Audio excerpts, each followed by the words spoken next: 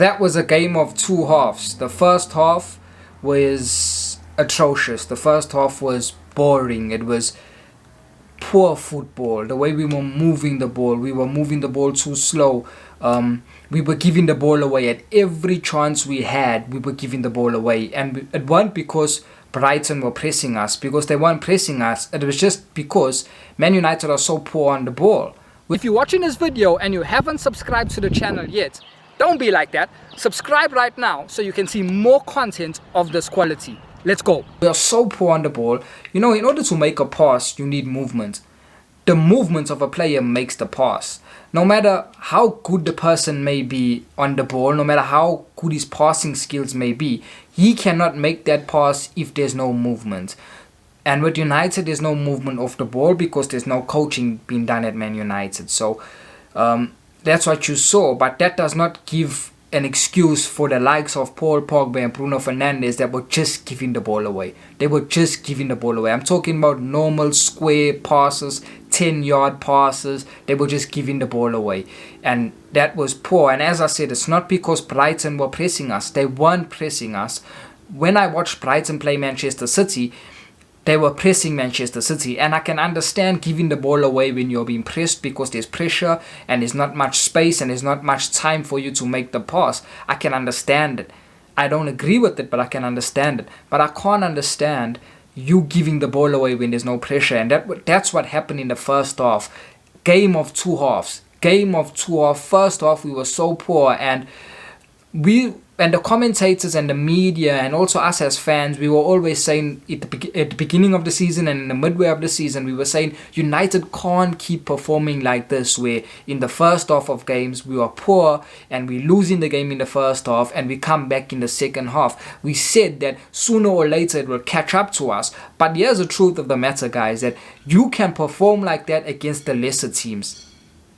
The lesser teams like Brighton, they only have one player that makes it into our Man United 11, and that's Bissouma, who I want to talk about. Other than Bissouma, there's no one that makes it in Manchester United's 11 or even squad. Man for man, we are far superior than Brighton, so we can get away with performing poorly in the first half and coming back into the game in the second half. You can't get away with it when you're playing the better teams. When you have teams that have players on your level, you can't get away with it. We saw it in the Champions League. We got knocked out in the Champions League because we came up against a Leipzig team that in the first half, they took the game to us in the first half. They scored their goals in the first half, and we wanted to come out in the second half, and it was too late because they had very good players. So you can't do it against those teams. Even against the Leicesters, you can't do that. But against teams like Brighton, you can do that. We can do it, and that's what we've done because we got players that are far superior to Brighton's. And as I said, the only player in Brighton's squad that makes it in United's is Bissouma. And Bissouma, if United are looking for a CDM. Now we know as fans, we know that the CDM position needs to be addressed. But as the club, is the club looking for a CDM this transfer window coming up? I don't think so. The priority areas that the club is looking to strengthen in, it's centre back and it's in an attacking area. So those are the two areas that we're looking to strengthen in. And I do believe also they're looking at bringing a right back in. Whether they're going to bring back the low or whether they're going to sign a squad right back, I don't know. But there has to be competition for Bissaka, and also Bissaka needs to be rested. So those are the two areas. It's centre back and it's the attacking positions. CDM is a concern, and for the fans, we will sign a CDM. We will go out and sign a CDM, but the club will not do that. But if United are looking for a CDM, this transfer window coming up, for me, first priority needs to be Ndidi. Ndidi's first priority, but with Ndidi, he's going to cost in excess of from 60 million to 70. That's his price range. But he is one of the best in the Premier League, one of the best in the world. If we can't get Ndidi, you have to go to a Bissouma. He is very, very good. He's too good to be playing for that Brighton team. Way too good. You know how calm that guy is on the ball. He's so composed, so calm, so collected on the ball. He always wants the ball, even in dangerous situations where he got a man on his back, on him. He wants the ball. He continuously wants the ball. And he is better than Fred. He is better than Scott McTominay. So if you get him, he is an upgrade on what we have in that position, and he will make us better. He covers the ground so quickly. He's so quick across the ground. He's very, very quick. He's very tenacious. He reads the game so well. He's just a very good CDM, and I would go for him. As I said, first priority needs to be in Didi. If you can't get in Didi, I will go for Basuma. And yes, I will go for Basuma over Declan Rice, because I do believe Basuma is better than Declan Rice. Now, Basuma doesn't have a passing range of Sergio Busquets or even of Fabinho, but on the ball, when he's collecting the ball and his composure on the ball, he's so good, and he brings a calming presence about him when he's on the ball. He doesn't lose the ball much.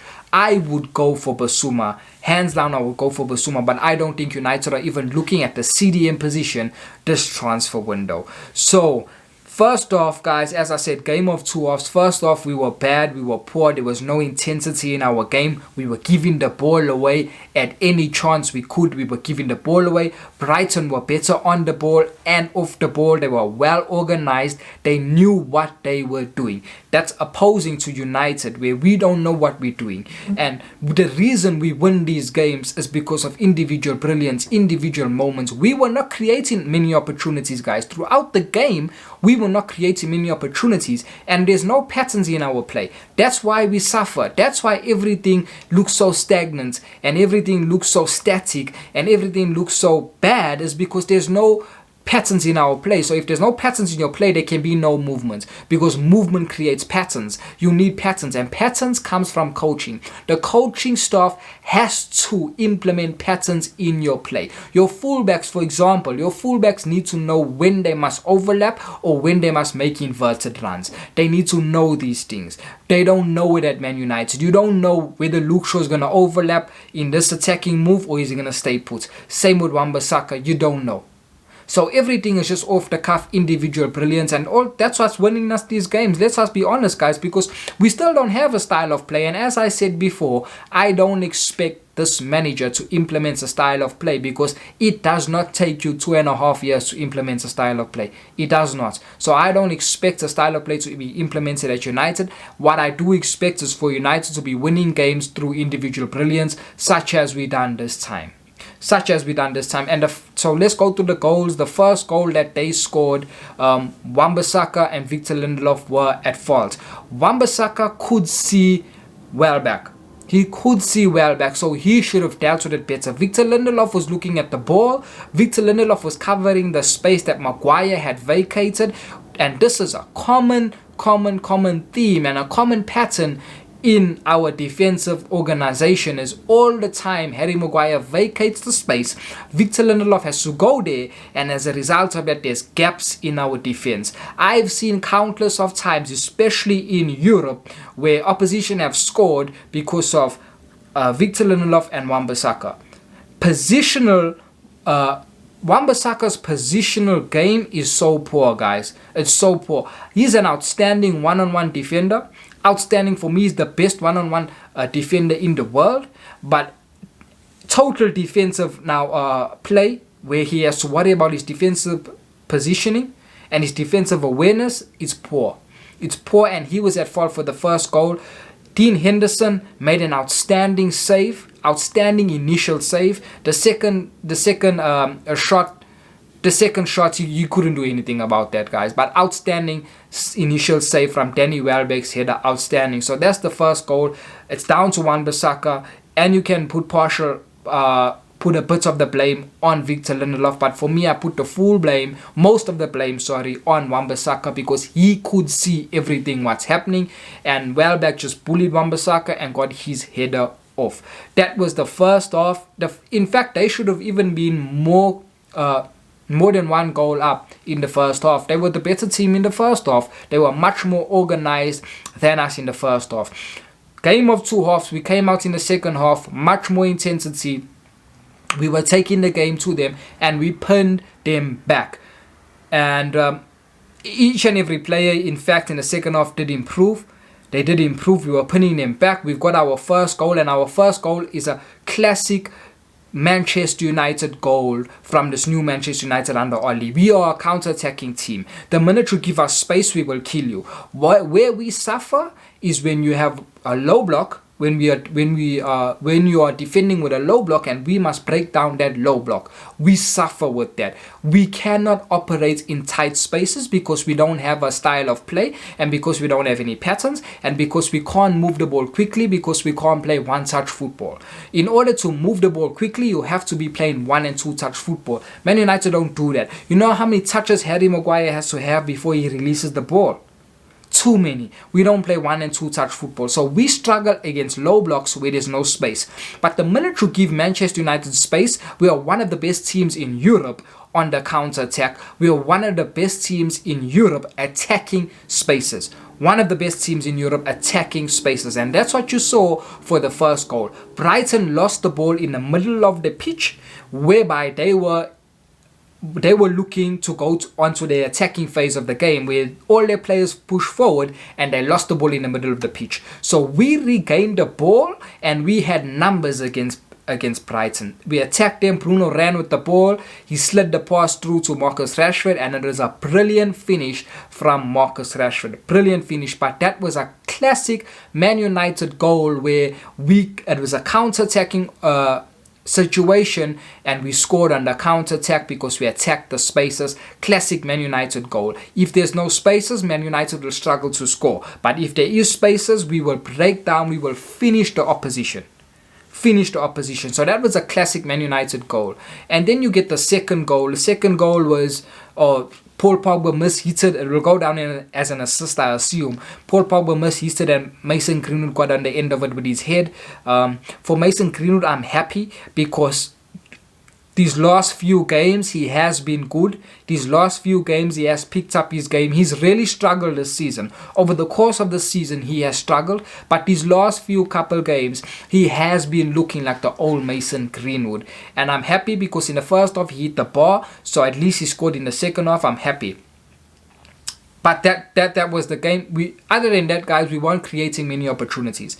But we don't create many opportunities. As Man United under this manager, we don't create many opportunities. This is just what we have to come to, is that we are going to win games through individual brilliance and nothing else. We beat Brighton because we have much better players than Brighton. But I don't deny that Brighton are much better coached than United. I don't deny that. I agree with that. Brighton are much better coached than us. You see they have an identity. They know what they're doing on the ball. Off the ball, they know what they're doing. The difference is that our players are much better, head and shoulders above Brighton's players, and that's the difference. Brighton probably got better coaches than us. I'm 100% sure that Brighton got better coaches than us, but our players are far superior, and that's why we beat Brighton today. Let's go through player by player. Dean Henderson is in the goal. That's another situation that we need to speak about. Dean Henderson and David De Gea. Apparently David De Gea is leaving the club. Whether I agree with that or not, I will speak about that in a video coming soon. But Dean Henderson started, and I will say it was a good performance from Dean Henderson. As I said, the first goal, he wants to blame for the first goal he made, and the initial save was very good. The second shot that Danny Welbeck had, he could not do anything about that. But the first save was very good that he even made that save. But after that, there was an opportunity. There was a time where Brighton had a corner and they crossed the ball and he dropped the ball, and there was a lot of panic in the box because he dropped the ball. It was a very good performance from me. If you're asking me, it was a very good performance. I'll probably give him a 5. I'll give him a 5. I don't think it was a good performance from Dean Henderson, and he needs to prove himself. He needs to prove himself because now he's got this number 1 spot. All eyes will be on him. He cannot be making mistakes. That's the reason why United are letting David De Gea go, is because Dave has let mistakes get into his game. And as a goalkeeper, 9 times out of 10, if you are making a mistake, it's going to be a goal.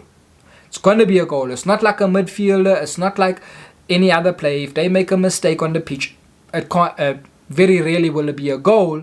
But as a keeper, if you are making a mistake, 9 times out of 10 it is a goal. So Dean Henderson has to improve, and he has to show us that he's good enough to be our number 1.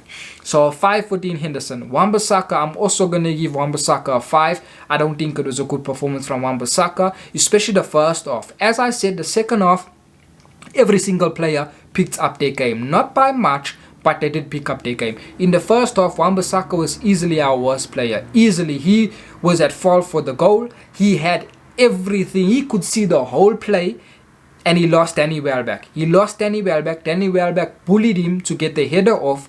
Poor from Wan-Bissaka. Going forward in the first half, he's so poor.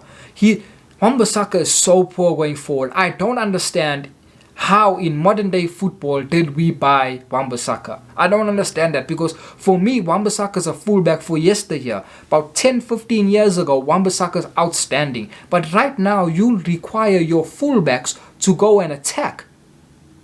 And Wan-Bissaka can't do that. So I'm going to give Wan-Bissaka a 5. I thought overall, in the second half, he did pick up his game. But in the first half, it was so bad. Then Victor Lindelof, I'll give Victor Lindelof a 6. As I said earlier, he is partially to blame for the goal.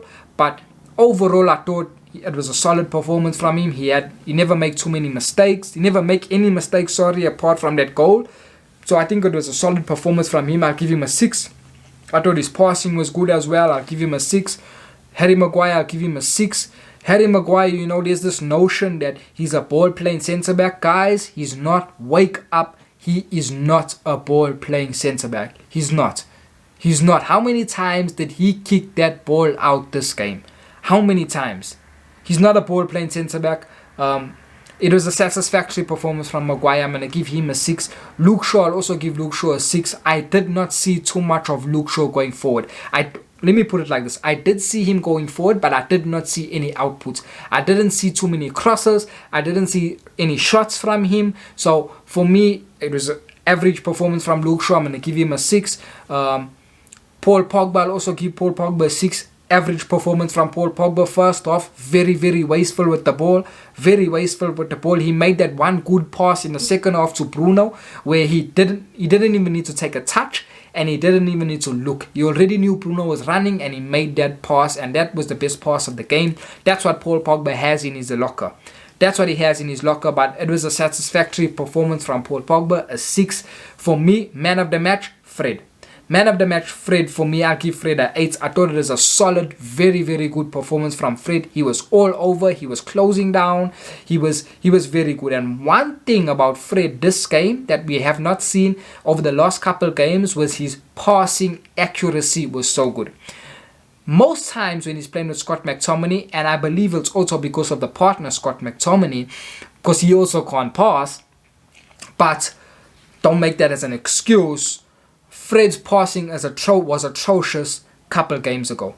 This game, his passing was so good. He kept it simple. He weren't making these long passes. He kept everything simple. And let me just read his stats out for you. Why I say man of the match. He had 103 touches. He had 91.5% passing accuracy. That is a very high passing accuracy of passing for any player, especially for Fred.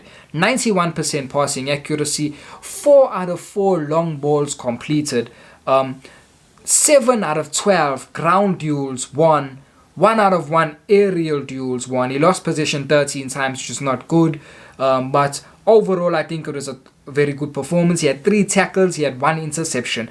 I think he was our man of the match, and I give him an 8 out of 10. Thought it was a very good, solid performance from Fred. Bruno Fernandes, I give Bruno a 6 as well. Yes, he got the assist. And this is what I will say on Bruno. Like I said in my pre-match video, you cannot bench Bruno Fernandes. You can't even take him off as a substitute because he pops up with that one moment of brilliance. He can be having a stinker, he can be having a poor game, he can be having an average game, such as he had against Brighton. He had an average game against Brighton, but he comes up with that one moment of brilliance that helps the team and gets the team the results. And that's what Bruno gives you that no other number 10 will give you. They won't give you. So that's why I say Bruno cannot be benched. Bruno cannot even be substituted.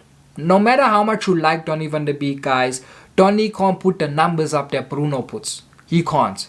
I'm not saying Donny's a bad player. As I said in my pre-match video, Donny needs to be starting ahead of Fred or ahead of Scott McTominay. Donny needs to be playing in the two-man pivot with Paul Pogba, but not replacing Bruno. No one can replace Bruno. You saw in this game, Bruno gave the assist. He gave the assist. He was average the whole game. Even after the assist, he was still average. But he came up with that moment. He gave the assist. So I'm going to give Bruno a 6. I think it was an average performance from him. He could have done way better, much better. Him, as I said with Paul Pogba in the first half, they were giving balls away for free. They weren't under pressure. They were just passing the ball to Brighton and passing the ball out. And second half, he picked up his game, but I will give him a 6. Mason Greenwood, I thought it was a good performance from Mason Greenwood. I'm going to give him a 7.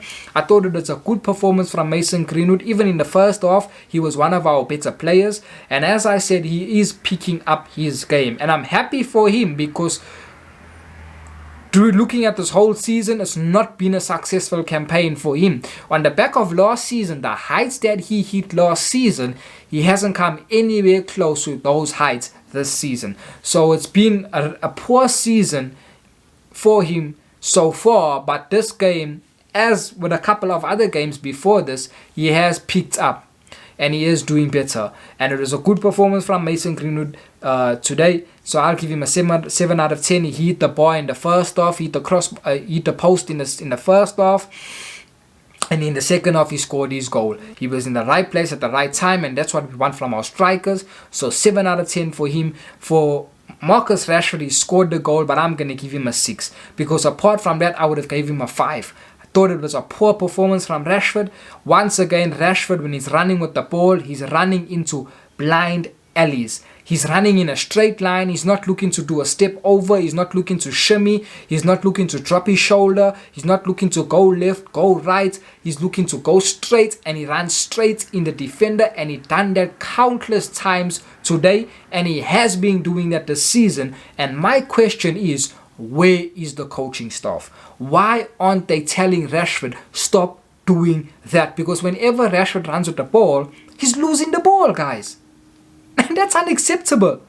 At least try a trick. And if the trick doesn't come off, at least we can see you tried something. But if you're running straight into the player, it was a poor performance from Rashford, but he got that goal, so I'll give him a 6. Just because he got that goal, I'll give him a 6. I can't give him the same rating as Greenwood, who was consistent throughout the game, and he was good throughout the game. Rashford wasn't good throughout the game. I'm going to give him a 6, and Rashford is injured. Rashford is playing with an injury, and he needs to take responsibility for his own health. Don't wait on the manager, because we already know Oli cannot win without his main starting 11 players. He has to have his best players on the pitch for any team he's versing to beat them, because he doesn't have a system or a style of play, so he relies on individual brilliance, so he needs his best players. So Marcus Rashford needs to think about his own health and tell the manager, I am still injured, I cannot play. We knew Rashford's injured. Everybody knew Rashford's injured. That's why when you saw he got substituted, he was limping off the pitch and he went straight into the tunnel because the boy is injured. Now I still expect Rashford to play the next game, because that's what Oli does. Oli's playing these boys through injuries, and they're getting injections and they're taking medication, doing all these things, playing through injuries. So Marcus Rashford a 6, Edinson Cavani a 5. Don't care. Edinson Cavani a 5. It weren't good from him. He never had many touches on the ball. But also, I understand we are not creating opportunities for Cavani. But there was a one moment in time where we were on the counter. He had the ball, and it was a difficult pass that he needed to make to Rashford. If he made that pass for Rashford, Rashford is clean one-on-one with the keeper, and he misplaced that pass. He got too much power onto that pass. I'm going to give Cavani a 5. I understand that United don't create opportunities, so any striker will struggle, but I don't think it was a good performance from Cavani. And this is why we all say, you know what, we can even sign Haaland. Haaland will get goals because he's a goal scorer, he's a goal machine, but he won't get the number of goals that he's getting at Dortmund because United don't create chances, and Haaland will not look so good at United. In fact, people will even question his ability if he comes to United because Haaland can't hold the ball. Haaland doesn't know how to link the play so well. Haaland can't drop deep. He's just the ultimate striker. And if there's no service, strikers like that suffer. Same with Romelu Lukaku. If you don't give him service, he will suffer and he will look poor, as he did do when he was at United. So those are my player ratings, guys. The substitutes, Dan James, can't even give them a rating because Dan James done nothing in the game. I didn't see him in the game. Donny van de Beek came on too late. Scott McTominay came on too late. So that's my rating of the manager. I'll give the manager, I give the manager a 5. I'm going to give the manager a 5. It would have been lower if we lost the game or drew the game, but I'm going to give him a 5. It's clear that for me, Graham Potter might be better than Ole Gunnar Solskjaer. It's just that Ole's at a bigger club and Ole's coaching better players. That's the only reason. So guys, that's my match review, guys. Those are my player ratings. Fred, man of the match. Manchester United 2, Brighton 1, and I'll see you for the next game. Ciao.